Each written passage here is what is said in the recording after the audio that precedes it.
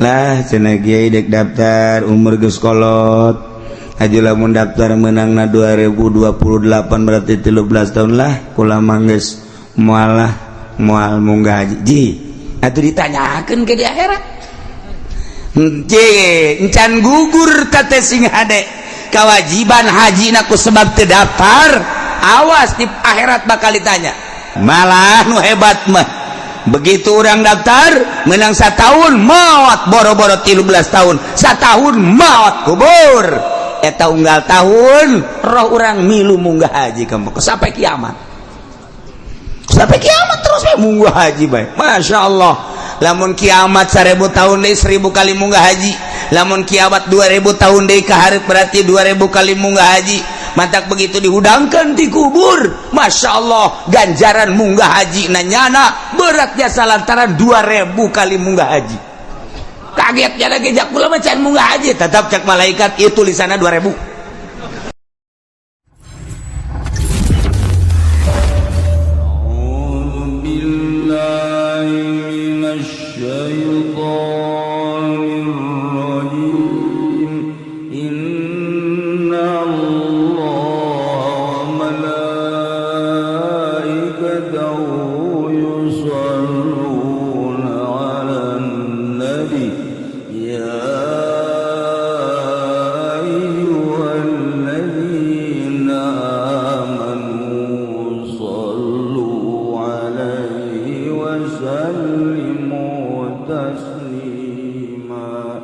Nomor kedua qauli kufrin ku ucapan kufur ucapan mengarah kana kufur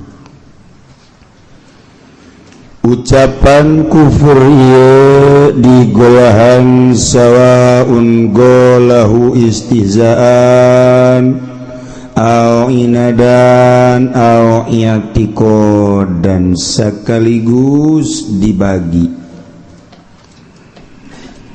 ucapan anu ngajadikeun kufur kabagi tilu nomor kahiji ucapan kufur teh motifna istihzaan ngaguguyonkeun nomor kedua inadan angas teu percaya nomor katilu i'tiqada pertekadan ucapan mengarah kana tekad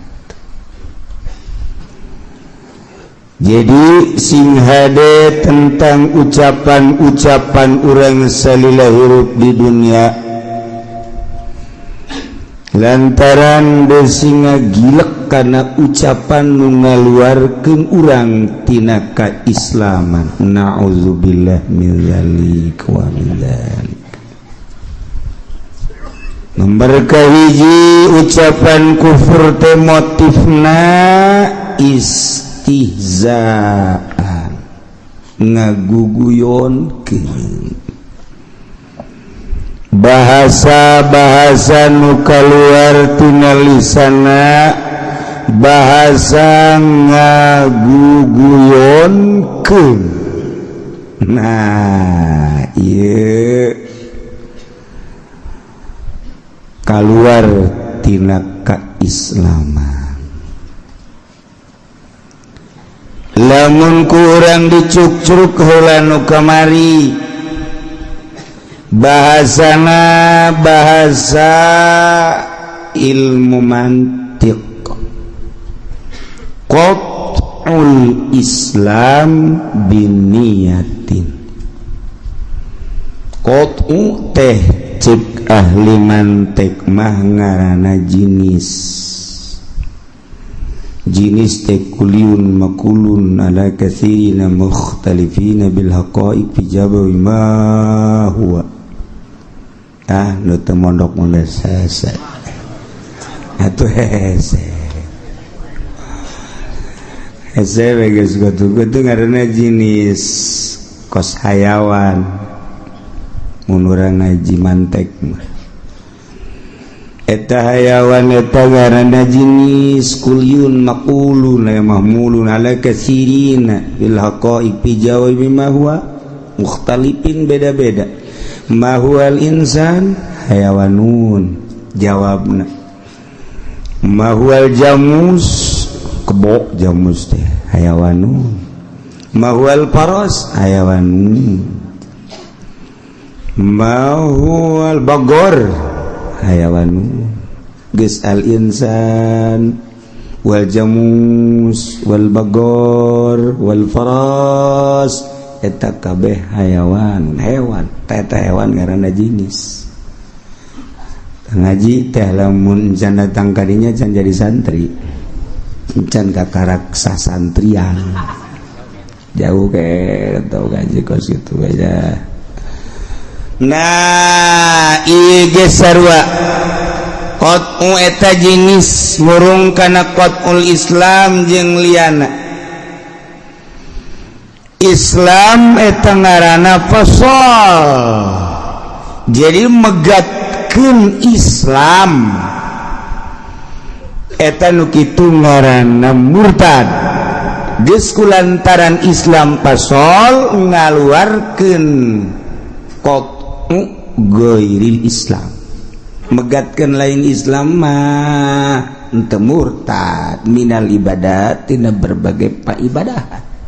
Contoh salat mah lain Islam ibadah di jero Islam geus lamun teu salat teu murtad teu salat teu murtad Zaid teu salat teu murtad teu tetep Islam sanajan teu salat di akhirat ka surga bae aja Islam sanajan tu sholat tetap ka surga baik ya biasa di kulu bala sakedeung ngan Islam ya pokokna baheulanan tuh jadi tu sholat mah ulah dihukuman kufur atau murtad teu mantak ambalayah bae tu sholat kalau mun urang mulai deuleu guari di pamarentahan ambalayah nu teu sholat urang deuleu di pelemburan pedagang teu kaburu ku daganganna teu salat di pamarentah jeung nu dagang mah pantes teu salat ge emang pinarakaeun nya mah ieu di lembur ngurusan nagara teu nurusan pausahaan teu sarua teu salat deui tang parah jasa tah mah parah ta eta tetap henteu kaluar ti Islam teu murtad henteu kecuali lamun ditanyaki kunaon sia teu salat lah salat teuing jag-jajan nu salat ge karitu keneh bae aing teu salat Izaid salat jacak aing mah bagusan aing sok ta jelema talamunnya ngomongkeun kos kitu istihza kana salat ngomongna istihza aing teh salat ki Zaid salat tapi jacak aing mah naon hartina salat ki Zaid bagusan aing ka kos kitu mah teu kudu salat tah nyaritakeun teu kudu salat istihza kana salat murtad ngadet tah beda tuh setik tuh lamun teu salat bat teu murtad geus teu salat sakunaon teu salat ente bae tuh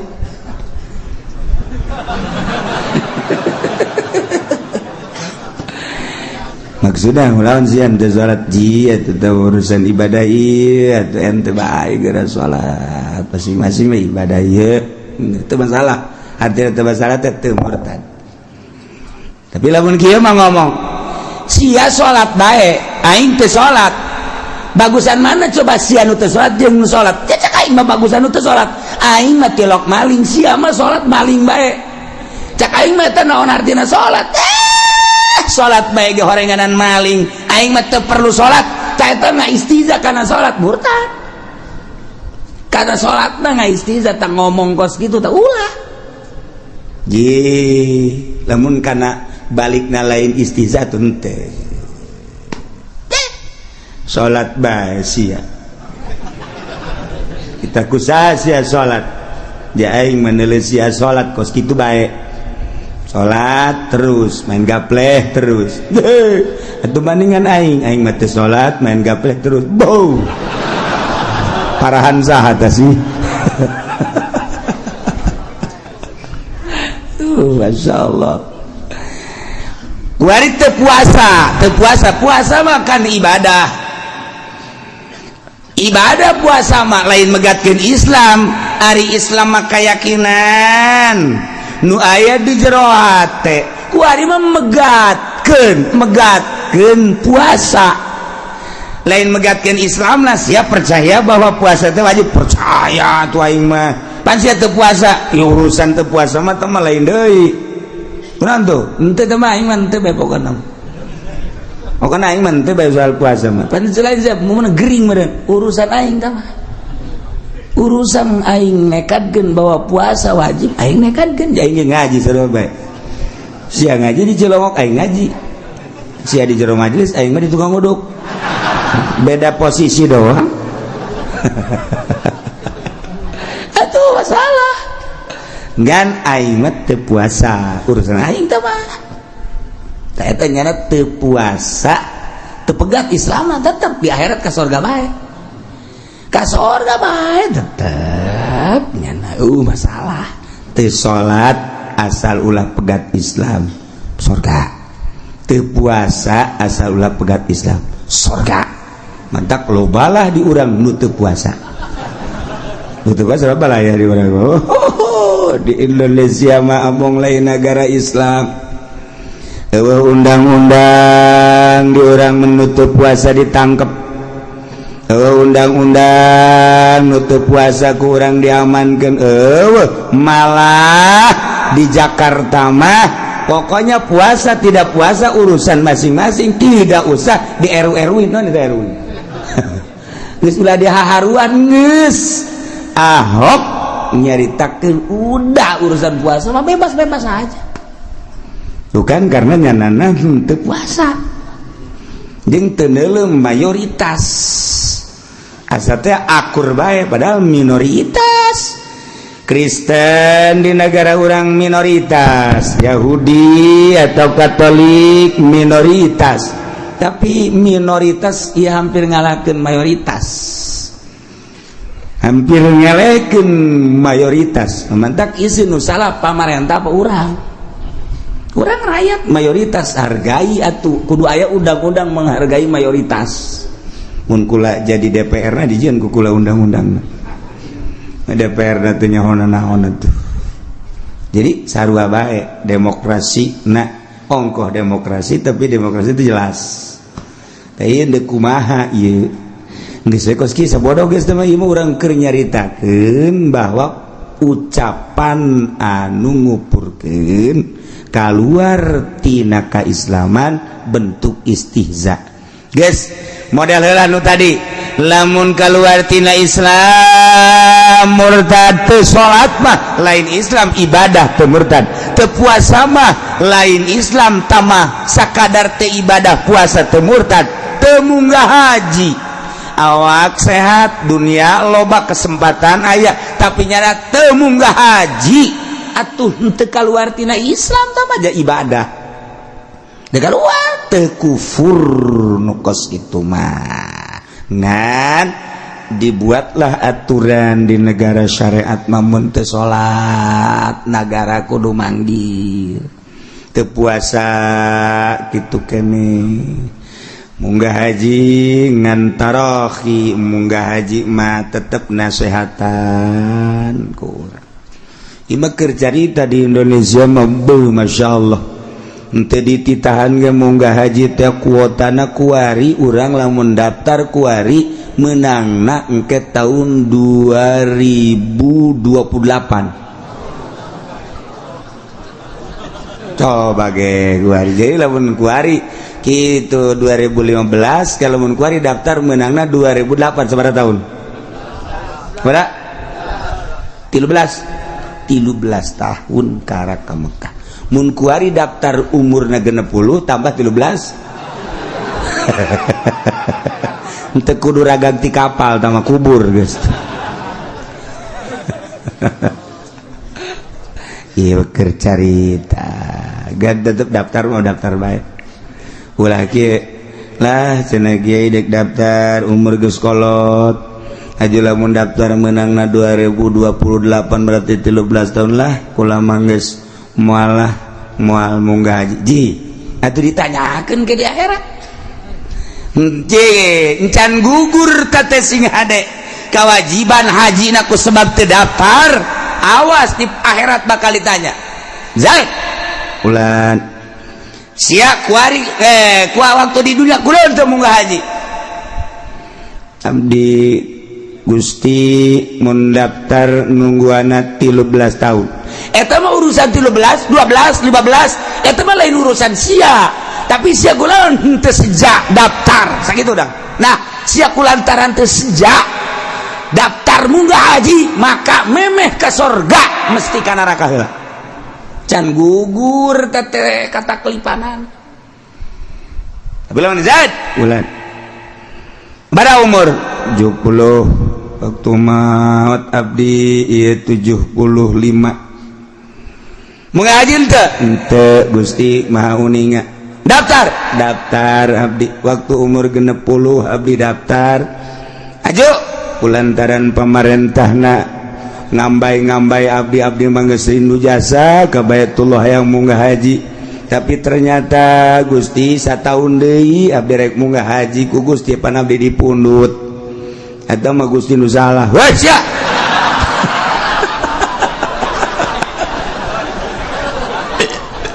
Aju sambarangan. Sabodo Gusti tamah abdi geus sejade ka Mekah. Abdi nungguan 13 tahun. Na ieu abdi rindu jasa Gusti Maha Uninga nyangakeun sadaya-daya. Panggil ku ari camat-camat aya teu daftaranana aya. Kok ieu dilambat-lambat lain urusan abdi tamah urusanna depag. Panggil depag. Jeung bupati-bupatina. Bupatina heula, bupati sebagai kepala daerah. Mohon abdi. Aya daftaranana teu ngaran Zaid tadi nagara sia. Aya kunaon ieu teu diberangkatkeun urusanna lain abdi mah urusanna SPPT. Pembangunan jalan abdi mah eta bae sakolahan, urusan munggah haji ku abdi geus diserahkeun teh ka depag. Saha depagna? Panggil. Wah ini dilambat-lambat abdi ge meunang instruksi ti ditu ti provinsi. Saha provinsi? Gubernurna panggil atut. Oh boro-boro ngurusan nu kitu cak atut. Abdi mah santren ngan teu ngaji-ngaji. Ganti Gur Rano Karno, panggil Rano Karno. Oh urusanana eta mah urusan depag aya Kanwil di ditu. Panggil panabdi ge aya menag menteri dalam negeri. Tama urusanana nyangakeun we ka pusat ka ditu pusat dipanggil. Wah dia dilambat-lambat. Terus ditanya alasan demi alasan. Jokowi maju. Terus mah geter-geter Jokowi. Masya Allah marukan guma. Tapi lamun beralasan, masamun teu beralasan ieu. Alasanana nu mantaki dilambatkeun hiji teu katampung di Mekahna. Nomor kahiji, nomor kaduana nu mantak dilambat-lambat ieu teh kitu hotelna teu mahi. Di samping Arafahna hotel-hotelna lamun disakaliguskeun Gusti ieu urang Indonesia pan lain Indonesia bae aya Pakistan aya India aya Turki maka nu mantak dilambatkeun teh supaya teratur ieu di Mekahna. Naon deui? Katiluna mah Gusti hampura. Naon? Lah eta mah. Lah eta mah naon? Aduh Gusti mah mal dibejakeun sia goblok. Dibejakeun daftar 20 juta nungguanana 10 tahun 15 tahun Nah ieu teh kapan aya anakan abdi butuh jangan bangun negara tina anakna eta lamun nunggu teh aya kitu 100.000 manusia mungkin 200.000 manusia mungkin 300.000 manusia 500.000 manusia 1 juta manusia nunggu saurangna 20 juta kuari kali 10 tahun berarti sabaraha duit anakna ta eta teh aku sia dikamanakeun lah Gusti geus ulah ditanya abi mah kana nerakakeun we Gusti amal bisa dekuku wage beres engke ujianna di akhirat mah di sidang mulai nu kaliwat hiji-hijiatan berbagai alasan-alasan bener jeung teu bakal kajahoan ke di akhirat kuari bisa sumput salindung urang alasan-alasan baik urang ka masyarakat ka keluarga tetapi di akhirat bakal dibuktikan ke masyaallah dina surat wal adiyati dhabhan wal adiyati dhabhan fal muriyati qadhan fal mughirati subha fa azamna bihi naqa fa wasatna bihi jama'inal insana li rabbih lakanu wa innahu ala zalika la syahid wa innahu lihubil khailas afala ya'lamu idza buthira ma fil kubur wa husila ma fis sudur bakal diborekel-borekel ke naon nu aya di benak hati urang ieu tah urang kudu rada di pikiran teh eta masyaallah sakedeung hirup di alam dunia keur carita urang sumput salindung aya kauntungan pake meuli mobil nyeun imah kawin deui ngan saukur kanikmatan sabaraha taun tapi di akhirat dibeuleuh kudu mikir kadinya wa husila ma fis inna rabbahum bihim yauma idzil lakhabir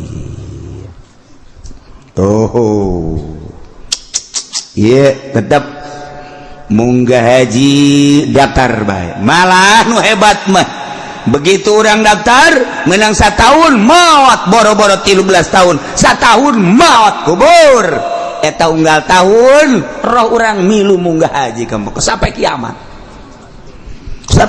terus munggah haji bae masyaallah lamun kiamat 1000 tahun deui 1000 kali munggah haji lamun kiamat 2000 tahun deui ka hareup berarti 2000 kali munggah haji mantak begitu dihudangkeun di kubur masyaallah ganjaran munggah haji nanyana berat jasa lantaran 2000 kali munggah haji kaget nya lagi jak kula mah can munggah haji tetap cek malaikat ieu tulisanna 2000 kulana can munggah haji loba omong sia bingungan nya nage aing can munggah haji tapi tulisanna loba jasa barang di sidang orang eta daftar geus siap berangkat tapi nya maot ganjaranna gede mantak maningan urang ka Mekah paeh apa maningan urang ka Mekah balik deui mah nah kiai cenah mending balik deui bae sia teu butuh ganjaran ulah kitu kiai tetep balik bae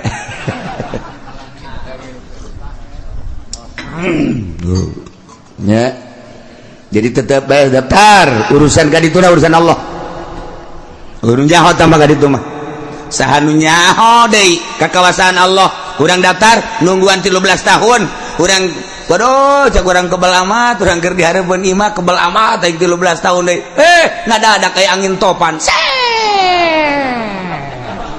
pas ka Baitullah blek kakawasaan Allah dulu kumaha tuh ngan aju teh hudang deui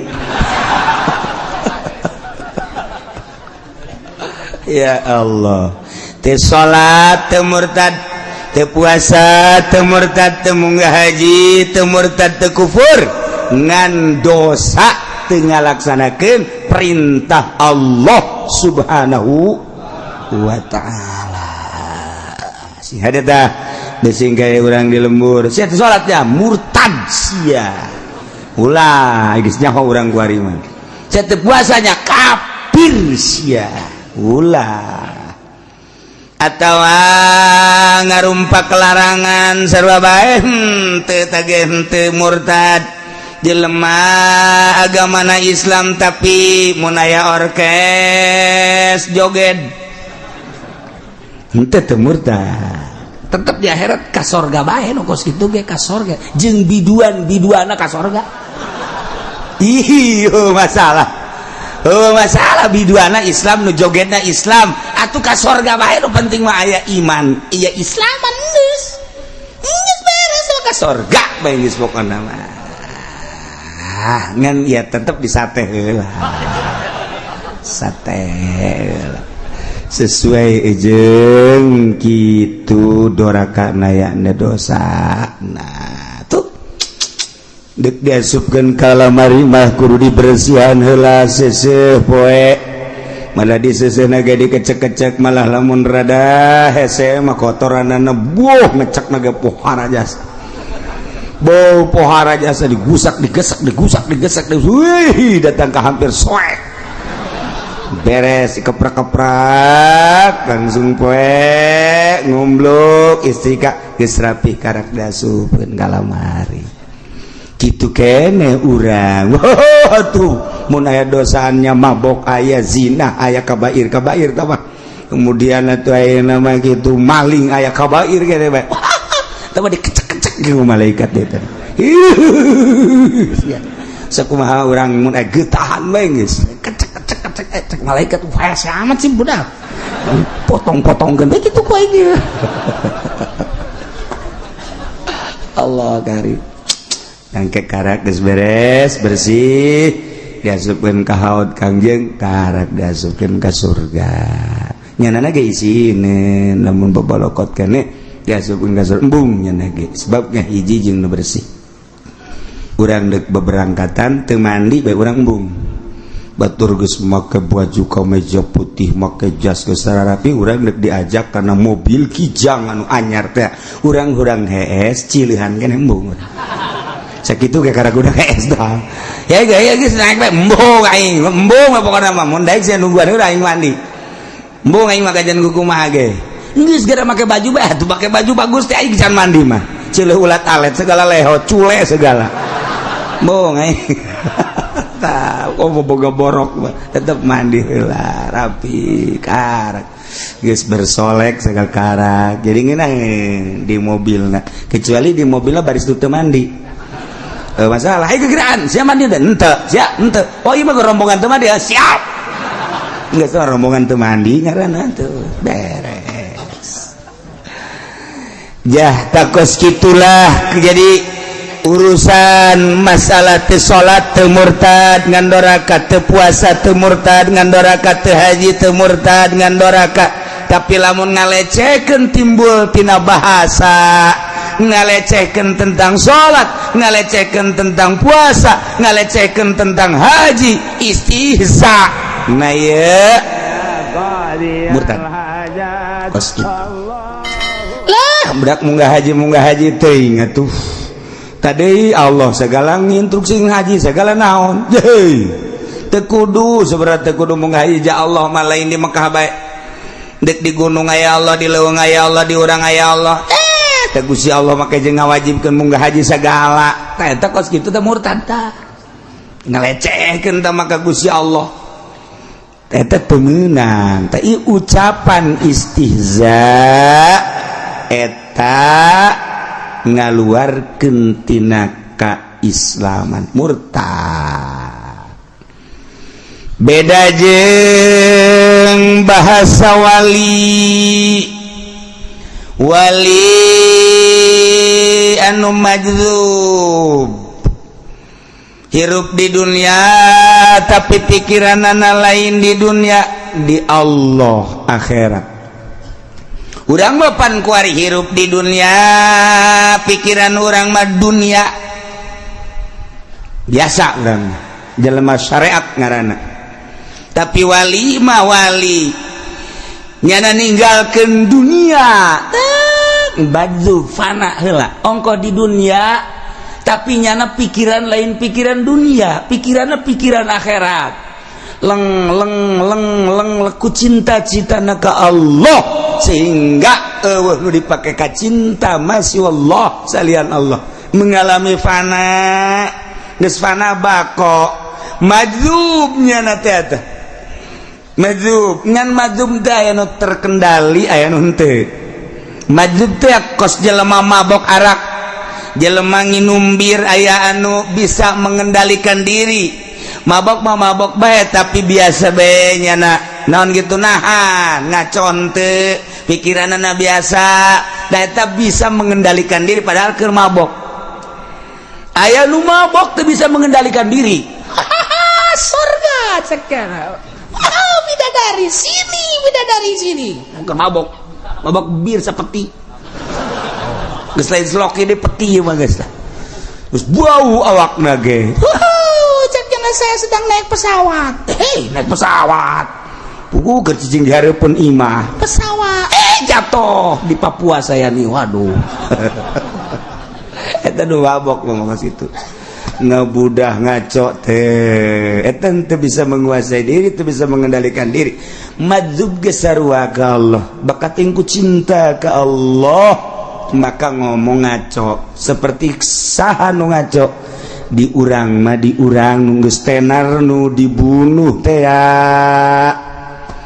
mun baheula di Baghdad aya Husain kitu al-Halaj nyana ngomong aku mah nyana ngomong anal haq kuring Allah kusebab geus cinta jasa ka Allah geus eueuh deuna naon Allah bae neule gunung Allah neule langit Allah neule jelema Allah neule tangkal kayu Allah tungtungna anal haq berarti eta mah ittihad teh nunggal teh ngahiji diri jeung Allah diri urang mah pan maha hadis Allah makan maha qadim moal bisa ngahiji nu maha hadis jeung maha qadim tapi ku perasaannya ka Allah jadi ittihad hulul Allah aya di awak aing hulul ngaranna ieu nu bahaya ge lamun teu boga guru urang menata ngalaksanakeun ilmu kewalian ieu bisa-bisa lain ka surga ka neraka zikir mah zikir bae tapi ka neraka nu mantak sing hade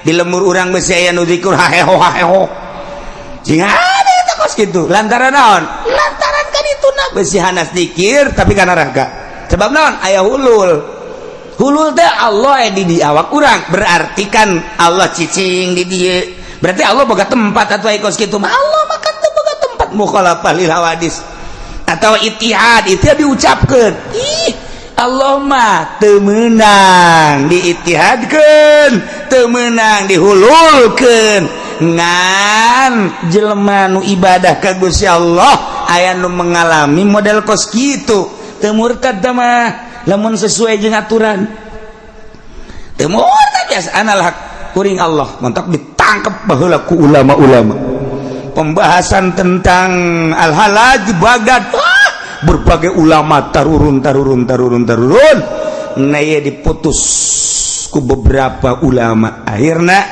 ngadatangkeun Imam Junaidil Baghdadi Abu Amrin Junaidil Baghdadi pukoha akhirna kulantaran ieu bakal nyasarkeun saat eta rajana Raja Muqtadir maka diinstruksikeun supaya dibunuh mau tetep bae dibunuh ge seribe anal haq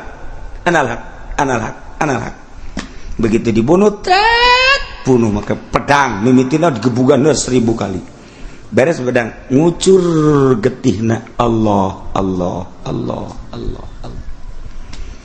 wali urang keur carita jelema nu kaedanan ka awewe bae nu kaedanan ka awewe ngaco ngomongna coba guys pokoknya teu harti kurang jelema kaedanan gawe aduh dunia milik kita berdua ambo budak berarti jeung malaikat-malaikat eta mah kan lamun urang nyaritakeun dunia milik kita berdua berarti kan jeung malaikat-malaikatna miliknyana geus teu harti kurang aju ngomong lagi angin sampaikan salamku abah eta ngomong jeung angin burungana sagala teu beres anu cicintaan geus cinta jasa teh nah eta teh geus naon kitu menyatu dirina jeung nu dipake ka cinta eta edan ngomongna ge edan teu boga ka isin teh urang boga bebene kemudian dibawa ka imah rerendengan dihareupeun kolot los baheula mah dihareupeun kolot teh boro-boro bebenean atuh boro-boro bobogohan dihareupeun kolot teh isin baheula mah tapi ku ari mah bebene dibawa ka imah kolot ka bogoh urang teh urang ngobrol di hareupeun kolot teh kolot ge nanya eta sa ka bogoh aya mana tolol pandai sugan mana rangda tuh abah jeung mana saya jeung anakna geus garoblog kabeh. Nah ieu ucapan ye lamun kaluar ti wali madzub keur gaib nyana pemikiranana tina dunia hanya Allah doang henteu kufur sanajan aturan-aturan dina syariat aya anu kudu dibunuh kudu diamankeun dan lain sebagainya lantaran nyasarkeun tetep dirina teu kufur sebab naon sebab wali mah mahfuz lamun nabi maksum tinggal urang nyaritakeun tentang maksum jeung mahfuz beda. Ari maksum terjaga mual mungkin aya nabi maksiat sebabnya nama maksum timimiti mata celi irung dan lain sebagainya mual maksiat lantarannya nama maksum beda deui jeung nyaritakeun syariat pokos tu poho padahal teh ti Allah sebab keur nyaritakeun syariat deuk nyariatkeun tasri' mahfuz sarua bae moal aya wali maksiat sebab wali mahfuz teh sarua jeung maksum hartina terjaga moal aya wali Allah maksiat moal aya sebab lamun wali maksiat atuh mana tuturkeunana nah terjaga matana dijaga ku Allah celina dijaga ku Allah irungna dijaga ku Allah sungutna dijaga ku Allah mahfuz ngaranna moal aya wali maksiat lamun aya wali datang ka boga pamajikanna leuwih ti opat paehan lamun nya ngahalalkeun mah wali tinggal wali cek jadi cek masyarakat jana ge mengatasnamakan wali kemudian boga pamajikanna 5 genep 7 wah teman eneng dongkol tambah geus kitu mah lain wali nah eta teh ngaranna teu mahfuz malaya atawa wali zina malaya wali judi malaya wali mabok malaya wali maling malaya mahfuz ngan lamun memeh jadi wali nyana keur madzub fana mungkin nyana nonton orkes di hareup kieu bae-baekeun biduan kieu di hareup atau nonton golek di hareup atawa nyana ngahareupan keur main judi eta mah keur leng-lengan lamun ditanya jangan teu nyaho beusi aya lulur urang di hareupeun orkes boa nyana keur madzub sehingga ada sehingga si ayah kiai orang nonton orkes boleh dikukumakan talian deh habak cirina nu madzub jeung nu lain madzub engke turun tanggap ku urang begitu ditanggap ai tadi nonton orkes lamun nya carita cek di orkes waduh biduana ge geulis ngagitekna ge eta mah bener-bener bor bae eta mah beus sagala caritakeun bor segala naon muter cek eta mah lain wali tampili habak wali malah mentas nonton orkes ya sentas nonton orkes di mana cekan ai tadi dihareup di mana apa dihareup tadi leukeun biduan ja aing mah keur jeung Allah zikir tah eta berarti bener atuh ke tinggal kiai urang kitu wae geus namun ditanya kiai tadi tas nonton di mana aing mah zikir beuh budak talian ku sorban habeg cekek habek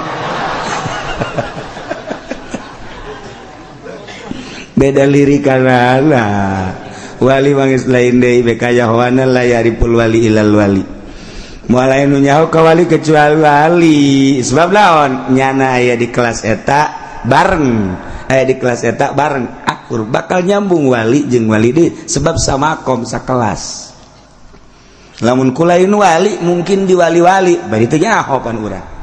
Nah nu mantek mahfuz aya tandaan atuh lamun wali cabrek mal beres geus wali mahfuz lamun nabi maksum tuh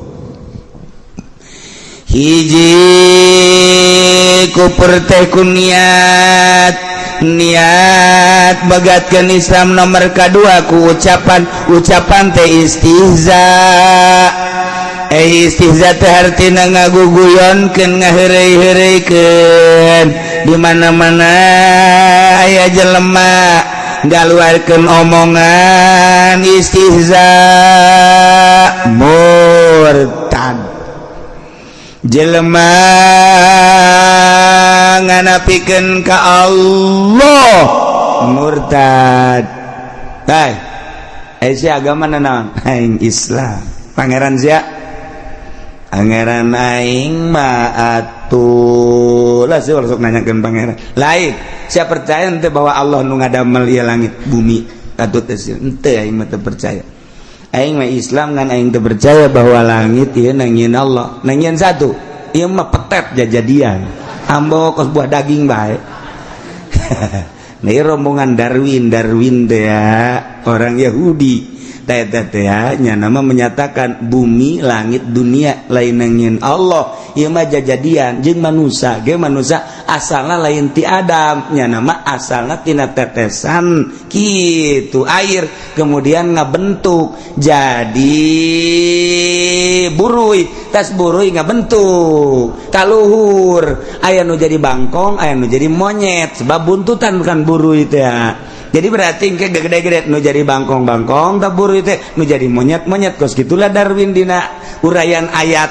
Nah, gede nah monyet ya monyet gedean jadilah jelema. Berarti urang jeung monyet dulur.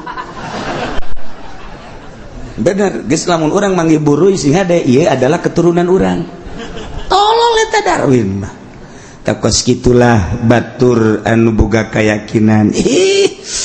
Atuh aya lain tila Al-Qur'an mah ngaco bae geus aya jelema nganapikeun Allah teu percayaeun ka Allah bahwa Allah nu nyieun langit bumi murtad nyana ngomong kos kitu teu percayaeun bahwa Kangjeng Nabi Muhammad eta adalah Rasul Allah jeung ka para rasul-rasul nu sejena eta murtad nu kos kitu mentak sing hade ucapan-ucapan urang besi tergelincir karena ucapan anu ngamurtadkeun na'udzubillah min dzalik. Lamun Allah teu ngawajibkeun salat aing kada percaya. Tapi lamun Allah ngawajibkeun salat aing mah teu murtad. Ngomong kos kitu teh istihza berarti eta. Nganaonan ya Allah segala ngawajibkeun kitu naon ngaranna munggah haji sanu sakit mah capek lah geus padahal mah teu kudu munggah haji murtad teh ngomong kos kitu teh eta kosu aman we teh ngomong kos kitu kosu aman endih masyaallah mantak sing hade ucapan-ucapan urang besi tergelincir jaga lau ja'alallahul qiblata huna lam usalli ilaiha. Saya salat menghadapna ka mana? Ka Baitullah, bener. Cacak lamun Baitullah lain di Mekah, misalnya di dieu tadi dieu. Allah nyieun Baitullah di dieu aing mah moal salat. Murtad eta kos kitu. Eta kos kitu ngomong bang eta loba jasa nu kos kitu. Di Mekah kan Baitullah, bagus. Lamun Baitullah na di dieu Allah ngajadikeun Baitullah di dieu ye lain di Mekah aing mah moal salat aing mah eta kos kitu teh murtad eta istihza eta kos kitu ulah masyaallah lawi taqaddallahu fulanan nabiyyan lam usadiku andai kata Ki Zaid dijadikeun nabi ku Allah aing mah moal percaya saeutik-eutik acan murtad mentek sing ada teh bahasa-bahasa urang. Andai kata Ki Zaid dijadikan nabi ku Allah, andai kata Zaid dijadikan nabi, teh aing mah teu percaya. Moal percaya ka Zaid nabi. Eta kos kitu murtad eta. Istihza kana kanabianana ulah. Cek kata di lamun Allah ngajadikeun Baitullah lain di Mekah, di dia aing mah salat, murtad. Lamun Allah ngajadikeun Ki Zaid nabi, aing mah teu percaya. Eta kos kitu murtad sing hade bahasa-bahasa urang. Masya Allah. Yelah bahasa urang sing hade. Aisyah Nabi siasa Nabi aing mah Kangjeng Nabi Muhammad. Kangjeng Nabi Muhammad teh manusia apa jin? Aing sebenarnya mah nyaho jin, nyaho manusia aing mah teh nyaho murtad kos kitu tah. Murtad ngomong kos kitu sih ada eta. Ya matinya bukan mah percaya bahwa Nabi Muhammad eta utusan Allah. Ngan aing nanti nyaho jelema nyaho jin. Berarti kan nyana kurang mengetahui tentang Kangjeng Nabi. Mantak urang begitu balik pangheulana urang teh kudu belajar nganyahokeun Allah ngajahokeun jeung Kangjeng Nabi. Saha Nabi urang? Kangjeng Nabi Muhammad. Di mana dilahirkan? Di Mekah. Terus ngali ke mana? Ke Madinah. Maot di mana? Di Madinah. Tak kudu nganyahokeun kos kitu. Engke beusi aya nabi nu lahir di pangodokan karena percaya. Tah eta mata ke kudu tiheula. Sangara Nabi? Kangjeng Nabi Muhammad. Komo datang ka nyaho Muhammad bin Abdullah. Wah, ai santri mah geus nyaho jasa teu kudu diceritakeun sebab unggal malam Jumat. Wabadu faqul wa sayyidina Muhammadun sallallahu alaihi wasallam Muhammad bin Abdullah bin Abdul Muttalib asma syabatu amin wa yadku su'al saniyah ibnu Hashim wa asma Abdul Manaf wa asma Mugatul lazim tamani tu qali beres atuh teh jadi lalap santri mah pas itu malam Jumat apa saya diperhatikan oh ini anu ibu geus kajahoan tah mah Ibnu Malik bin Manadim mun naon eta naon nyawa inget nyawa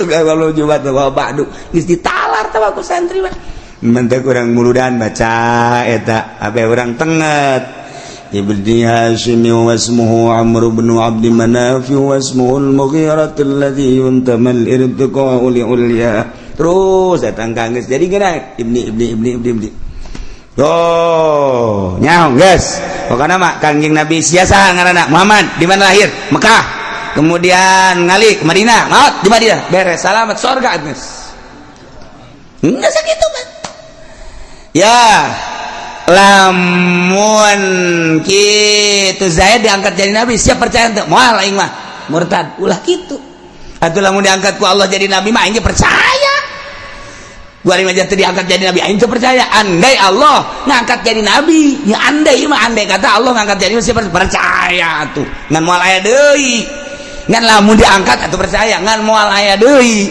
sebab cak Kangjeng Nabi khatamul anbiya wal mursalin kaula adalah pamungkas para nabi jeung para mursalin ngan andai kata ieu mah andai kata saya diangkat jadi nabi siapa percaya tuh ya Allah maha kawasa ngan moal aya terus bolak-balik dibalungkeun atuh geus kitu bae Masya Allah karim si gade bahasa ucap kurang saja ya Allah aing mah teu nyaho nabi eta manusia apa jin murtad atawa urang ngahinakeun ka Kangjeng Nabi jauh cara urang Denmark kamari murtad atawa urang nyaritakeun tentang kekurangan Kangjeng Nabi ihtikor urang ngahinakeun murtad atau orang ngahinakeun kangaran Allah murtad wah loba jasa lah budak cenah cak kiai maca la haula wala quwata illa billahil alil azim cenah kadituna sok kuat ja aing lapar bae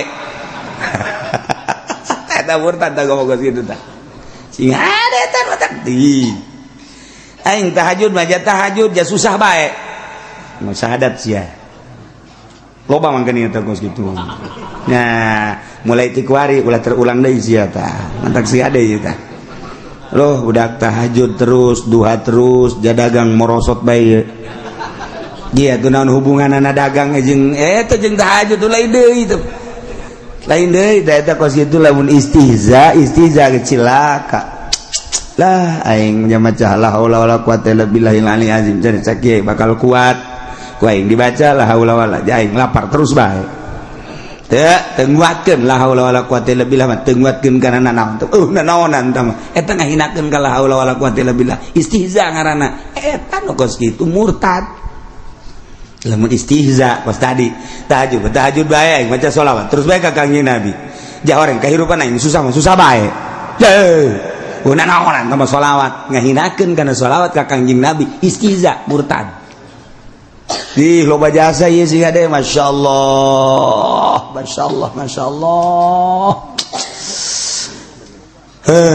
Lamun kula gering, Allah tetep ngawajibkeun salat bae ka kuring. Sanajan kuring gering, Allah ngawajibkeun salat, berarti Allah zalim. Ambo teu kira-kira. Murtad teh geus kitu. bahasa sih ade rapihan ke urang Gusti hati-hati ya orang ngomongnya ya Allah ya. Tuh istihza atawa ina dia mata percaya omongan nu tadi aing mah teu percaya bahwa Allah pangeran, aing mah teu percaya bahwa Kangjeng Nabi Muhammad teh eta utusan Allah. Ya jelas murtad. Jelas-jelas murtad tabanu kos kitu batu.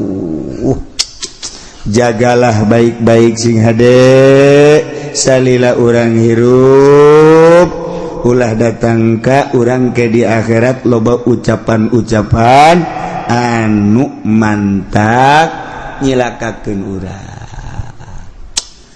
Itu naon teh sora naon tah? Sora naon? Azan. Azan teh salat eueuh naon eueuh. Enggak sakudu azan kitu bejakeun. Enggak sakudu azan. Ngahinakeun tah kana azan. Murtad eta.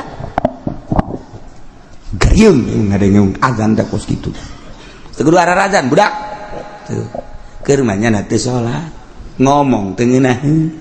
Kadanan nya ngajakan mah atawa azan. Ieu mah wayung jasa azan. Ih, teh budak aing mah teu geunaheun eta. Bohong budak mah azan. Aing nyaho jasa nya tas azan, ajunya nama balik. Loba tadi lembur kos gitu kan. Loba trek we, gerek azan. Allahu akbar, Allahu akbar, Allahu akbar, Allahu akbar. Beres la ilaha illallah, Allahumma rabbana beres. Ya nama teh salat balik deui ka IBS blon udah. Ditanya ku babatur si azan, pan teh salat atuh aing ngajak-ngajak atuh. Sia teu ngajak-ngajak acan. Allah karim Gusti Allah aku teh sing hade nya omongan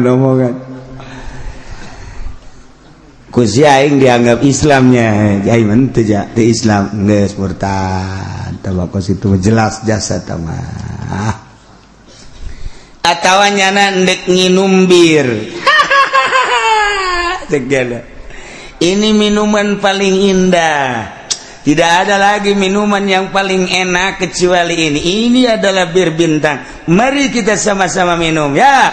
Kita ucapkan bismillah dulu yuk. Bismillahirrahmanirrahim. Murtad sia. Ngahina sia nu dilarang make asma Allah. Hei. Atawa dek zina.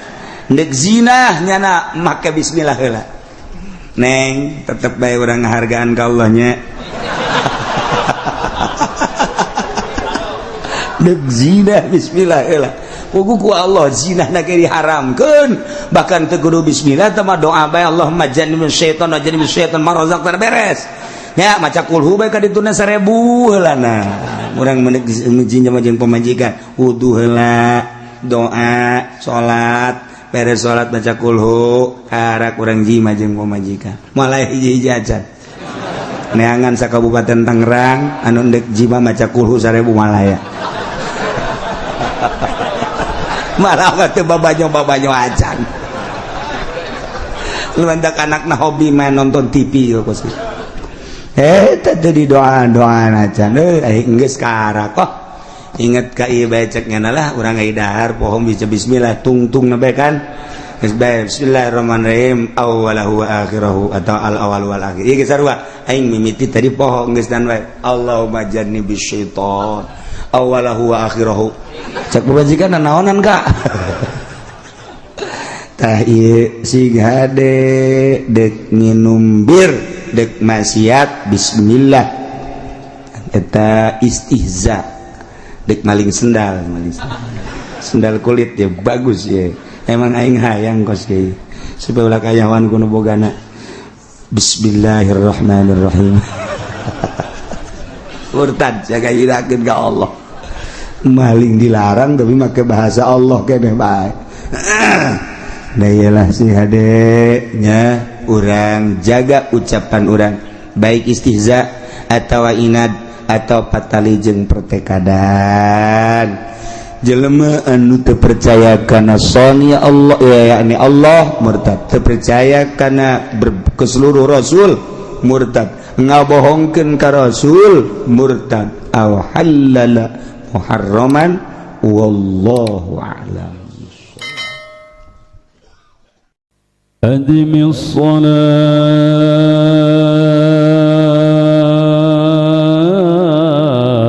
الصلاة على الحبيب محمد أدم الصلاة على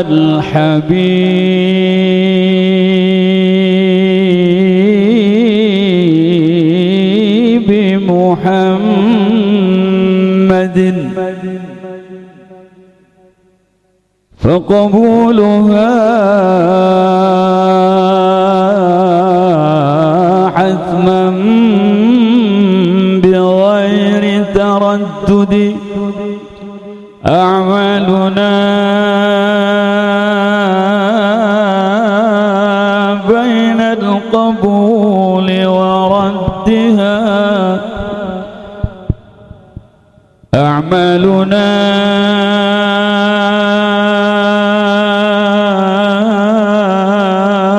بين القبول وردها إلا الصلاة على الحبيب محمد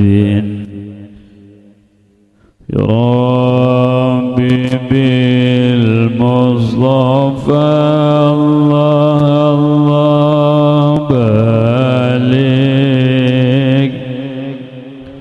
سيدنا الله يا الله واغفر لنا ما مضى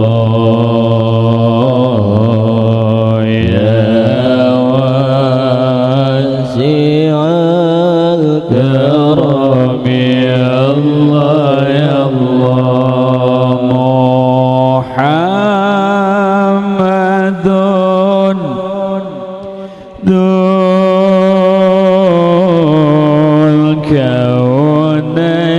الكونين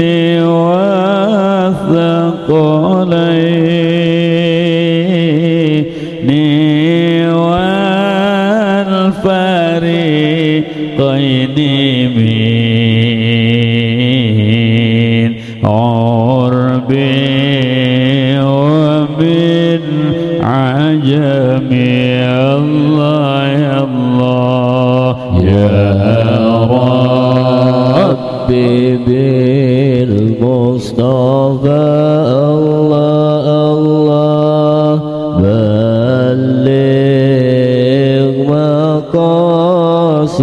مقاصدنا الله يا الله واغفر لنا ما مضى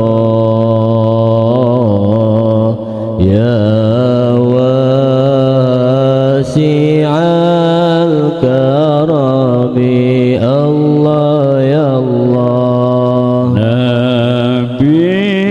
نبينا الأمير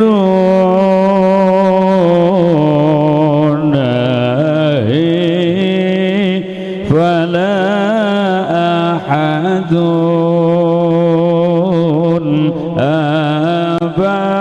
أبر في قولنا